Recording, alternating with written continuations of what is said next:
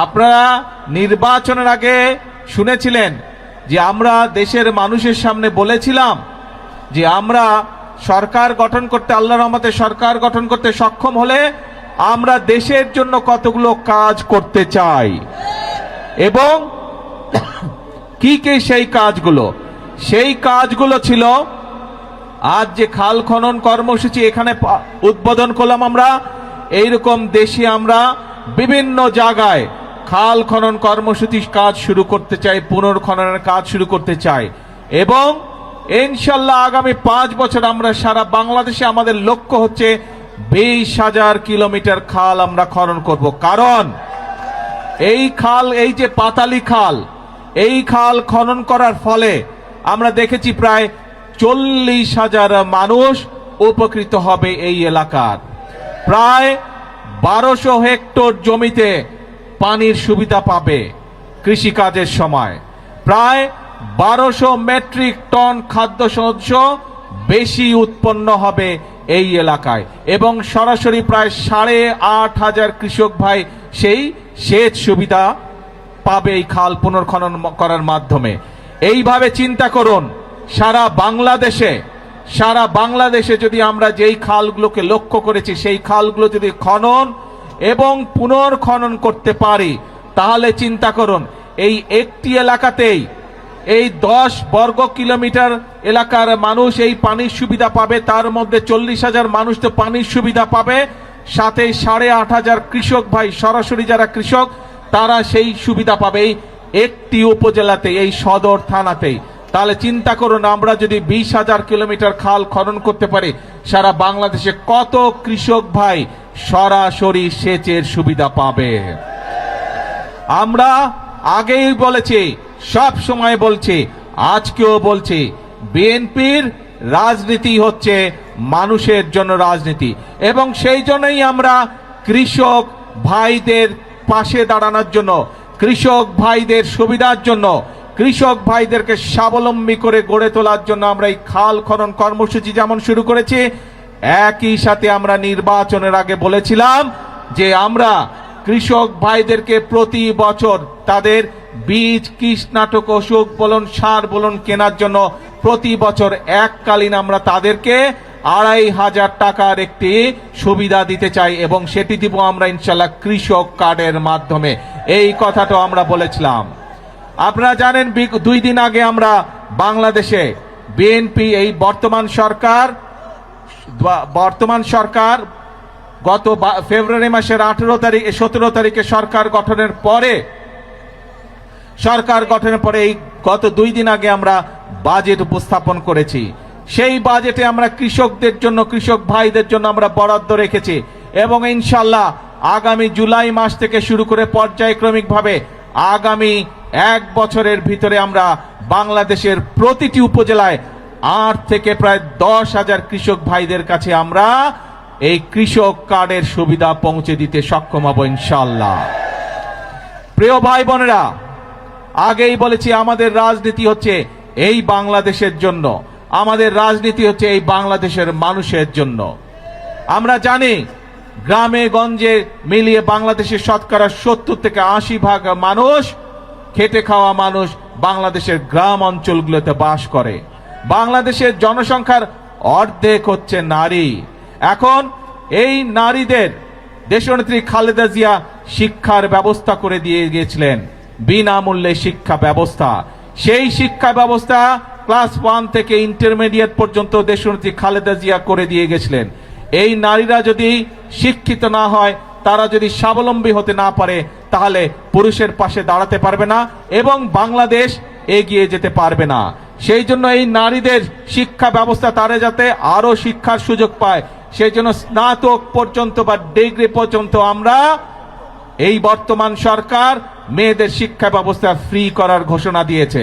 এবং শুধু তাই নয়, একই সাথে আমরা যারা ভালো রেজাল্ট করবে তাদেরকে আমরা উপবৃত্তিও দিব, সেই ব্যবস্থাও আমরা রেখেছি এই বাজেটের মধ্যে। এবং একই সাথে এই যে বাংলাদেশের শতকরা 70% মানুষ, অন্তত 70% মানুষ যে গ্রামে বসবাস করে, এই গ্রামের পরিবারগুলোকে স্বাবলম্বী করে গড়ে তোলার জন্য আমরা মায়েদের হাতে ফ্যামিলি কার্ড তুলে দেবার ঘোষণা দিয়েছি। এবং যেমন স্বরাষ্ট্রমন্ত্রী এখানে একটু আগে বলেছেন যে ভোটের দাগ শুকানোর আগেই আমরা আমাদের যে প্রতিশ্রুতি দিয়েছিলাম নির্বাচনের আগে সেই প্রতিশ্রুতি পালনের কাজ শুরু করেছি। আপনাদের নিশ্চয়ই মনে আছে কালি শুকানোর আগেই আমরা ফ্যামিলি কার্ড দেওয়ার কাজ শুরু করেছি। এই সেই ভোটের কালি শুকানোর আগে আমরা কৃষক কার্ড দেওয়া শুরু করেছি। ভোটের কালি শুকানোর আগে আমরা খাল খননের কাজ শুরু করেছি।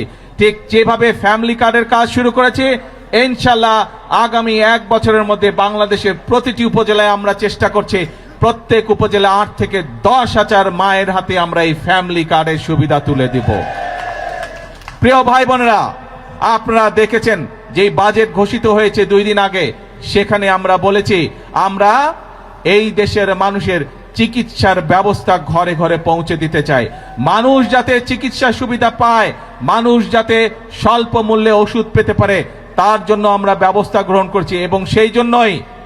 এবং সেই জন্যই অনেকগুলো চিকিৎসা ব্যবস্থার অনেকগুলোর উপরে আগের সরকারগুলো ট্যাক্স রেখে গিয়েছিল, ভ্যাট দিয়ে গিয়েছিল, আমরা সেই ট্যাক্স গুলো আমরা উঠিয়ে নিয়েছি। তার ফলে আগে একজন হার্টের রোগী সে যদি স্টেন্টিং করত, তাহলে তার যেখানে প্রায় 1.25 লক্ষ টাকার মতন খরচ হতো, সেই টাকা এই ট্যাক্স উঠায় নেবার পরে আগামী জুলাই মাস পর থেকে ইনশাল্লাহ সেটি প্রায় অর্ধেকে নেমে আসবে। শুধু তাই নয়, অনেক মানুষ, বাংলাদেশের অনেক মানুষ কিডনি ডায়ালিসিস রোগী আছে, কিডনি ডায়ালিসিস করতে হয়, সেই ডায়ালিসিসের যে ওষুধ আসে সেটিরও ট্যাক্স তুলে নেওয়া হচ্ছে। তার ফলে এখন প্রায় 800 থেকে 8,000 টাকা পর্যন্ত প্রত্যেকটি রোগীর প্রত্যেকটি ডায়ালিসিসের ক্ষেত্রে খরচ কমে আসবে। প্রিয় ভাই বোনেরা, এই কাজগুলো করার উদ্দেশ্য এবং কাজগুলো করার লক্ষ্য একটি। কি সেই লক্ষ্য? সেই লক্ষ্য হচ্ছে দেশের মানুষ যাতে একটু ভালো থাকতে পারে। আজকে সকালবেলায় আসার সময় যখন আমি প্লেনে করে এই কক্সবাজার আসছিলাম, তখন আমি প্লেনে বসে বসে পত্রিকাগুলো দেখছিলাম যে কি কি সংবাদ করেছে। অনেকগুলো পত্রিকাতে আমি দেখলাম, পত্রিকাগুলো নিউজ করেছে প্রতিবার বাজেটের সময় নিত্য প্রয়োজনীয় জিনিসের মূল্য পরের দিনই বৃদ্ধি পায়। আল্লাহর রহমতে আলহামদুলিল্লাহ, শুকুর আলহামদুলিল্লাহ, এইবার বাজেট দেওয়ার পরে এখন পর্যন্ত কোনো জিনিসের দাম বৃদ্ধি পায়নি। কারণ চাল, ডাল, তেল, নুন সব প্রয়োজনীয় যে জিনিসগুলো আছে তার উপরে যে সকল ট্যাক্স ছিল, বর্তমান সরকার এই 2 দিন আগের বাজেটে 60টি পণ্যের উপর থেকে ট্যাক্স তুলে নিয়েছে, যাতে করে নিত্য প্রয়োজনীয় জিনিসের দাম না বাড়ে। প্রিয় ভাই বোনেরা, কারণ উদ্দেশ্য একটি, লক্ষ্য একটি, দেশের মানুষ যাতে ভালো থাকতে পারে। কিন্তু প্রিয় ভাই বোনেরা, আমরা যেমন মানুষের নিত্য প্রয়োজনীয় জিনিসের, ওষুধ, বিভিন্ন চিকিৎসার বিষয়ের ট্যাক্স কমিয়ে দিয়েছি যাতে সেগুলোর দাম কমে যায়, যাতে মানুষ স্বস্তিতে থাকতে পারে। আমরা ট্যাক্স বাড়িয়েছি কিসে? আমরা ট্যাক্স বাড়িয়েছি মদের উপরে। আমরা ট্যাক্স বাড়িয়েছি কিসে?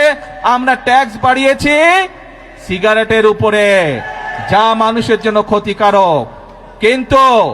কিন্তু আমরা সামাজিক মাধ্যম সহ বিভিন্ন নিউজের মধ্যে দেখলাম একটি খবর। সেই খবর? বিরোধী দল দেখলাম বলছে যে এই বাজেট তারা মানে না, গণবিরোধী বাজেট মানে না। প্রিয় ভাই বোনেরা, আপনাদের কাছে আমার প্রশ্ন, দাঁড়াও।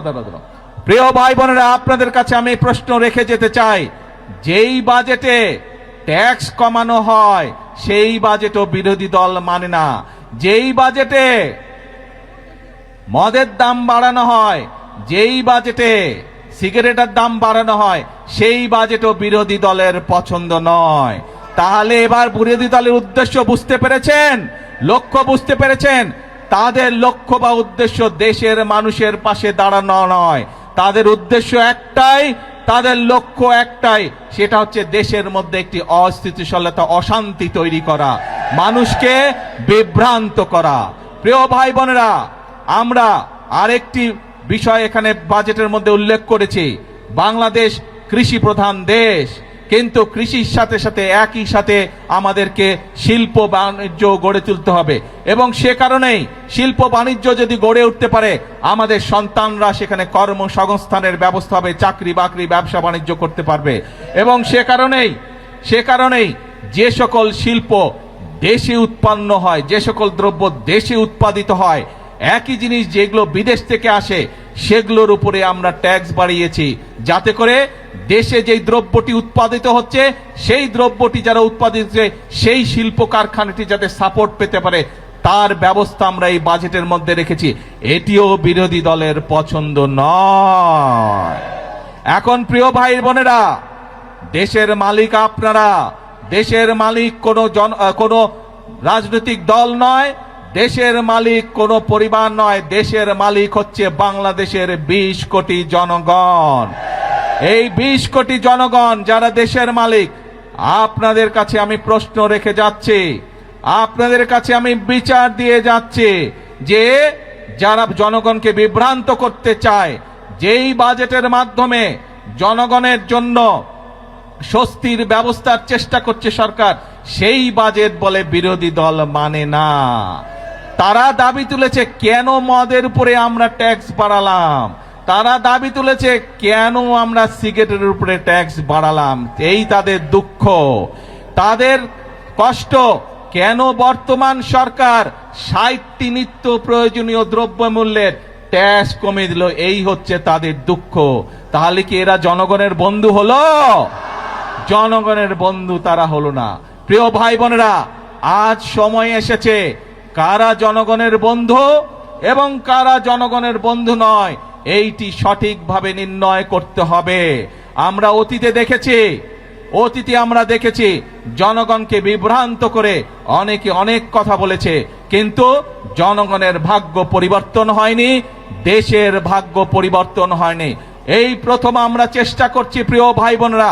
বিএনপি যেমন অতীতেও চেষ্টা করেছে, আপনারাই বলেছেন এইখানে শহীদ জিয়া খাল খনন করেছিলেন, দেশনেত্রী খাল খনন করেছিলেন, বৃক্ষরোপণ করেছিলেন। এই কাজগুলোর মাধ্যমে ধীরে ধীরে দেশের অবস্থার পরিবর্তন হচ্ছিল। কিন্তু যারা বিভ্রান্তকারী, যারা ষড়যন্ত্রকারী, বিভিন্ন সময় তারা ষড়যন্ত্র করেছে এবং ষড়যন্ত্র করে মানুষের ভাগ্যের পরিবর্তনের যে গতি তাকে তারা বন্ধ করতে চেয়েছিল। দেশের ভাগ্যের পরিবর্তনের যে গতি তাকে তারা বন্ধ করতে চেয়েছিল। বিগত 12 তারিখের নির্বাচনে বাংলাদেশের মানুষ সিদ্ধান্ত নিয়েছে দেশের জন্য যারা কাজ করে তাদেরকেই বাংলাদেশের মানুষ দায়িত্ব দিয়েছে। আগেই বলেছি আমাদের সকল বিএনপির সকল ক্ষমতার উৎস হচ্ছে জনগণ। কাজেই জনগণের শক্তি হচ্ছে আমাদের শক্তি, জনগণের সমর্থন হচ্ছে আমাদের সবচেয়ে বড় সমর্থন, জনগণের শক্তি হচ্ছে আমাদের সবচেয়ে বড় শক্তি। আমাদের সাথে জনগণের সমর্থন আছে বলেই যতক্ষণ আমাদের এই ধরে প্রাণ থাকবে আমরা ততক্ষণ পর্যন্ত এই দেশ এবং এই দেশের মানুষের জন্যই কাজ করে যাব এবং এই কাজের মাধ্যমে আমরা চেষ্টা করব সর্বোচ্চ শক্তিতে ইনশাআল্লাহ চেষ্টা করব এই দেশের ভাগ্যের পরিবর্তন করার জন্য, এই দেশের মানুষের ভাগ্যের পরিবর্তন করার জন্য। কারণ এই দেশই হচ্ছে বিএনপির প্রথম ঠিকানা, এই দেশই হচ্ছে বিএনপির শেষ ঠিকানা। সেজন্যই প্রিয় ভাই বোনেরা, আজকে আসুন, দেশ আমাদের সকলের, এই দেশই আমাদের প্রথম ঠিকানা, এই দেশই আমাদের শেষ ঠিকানা। সেজন্যই আমরা বলি এই দেশকে গড়লে আমরাই ভালো থাকব, আমাদের সন্তানরাই শান্তিতে থাকতে পারবে। এই দেশকে যদি আমরা গড়তে না পারি তাহলে আমাদের সন্তানরা দুঃখ কষ্টে থাকবে। কেউ কি চায় নিজের সন্তান কষ্টে থাকুক? কেউ আমরা চাই না। সেজন্যই আমরা একটি কথাই বলি সব সময়, করব কাজ সবার আগে বাংলাদেশ। আল্লাহ হাফেজ। বাংলাদেশ জিন্দাবাদ।